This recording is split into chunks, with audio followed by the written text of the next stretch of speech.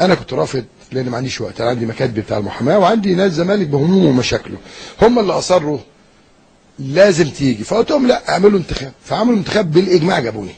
تمام. انا مش طرطور ولا حد من رؤساء النادي المحترمين او مندوبينهم طرطور. حضرتك جبنا ديكور ولا جبنا ندير؟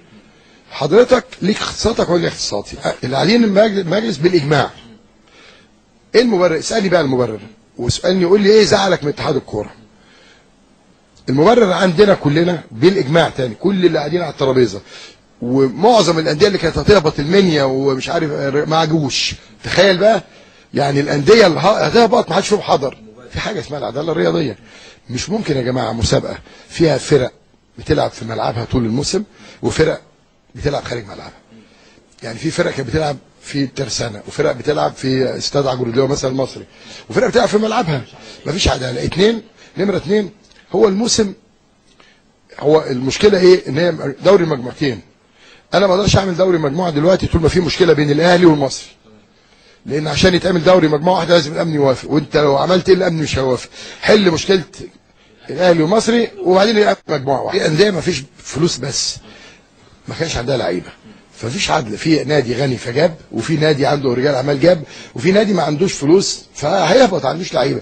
لما يكون عندي نادي، ودي اول مره اتكلم عن نادي الزمالك، نادي الزمالك يخش 15 فرد تخصم منه 3 نقط، ونادي بتروجيت باحترامي لعب ماتش رهيب وعظيم احسن من الزمالك مره، يبقى في 2000 واحد وتقول دول اعلاميين، واخد بالك؟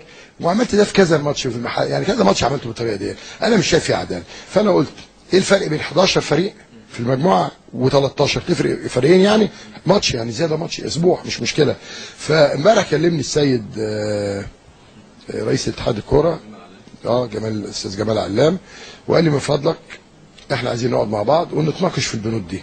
قلت له انا من ناحيتي انا والانديه كحسن نيه مش همضي على القرارات، لان المفروض انا امضي عليها عشان تخش اتحاد الكوره، مش همضي عليها لغايه ما نقعد. خلاص؟ هقول لك هكمل لك ونتناقش.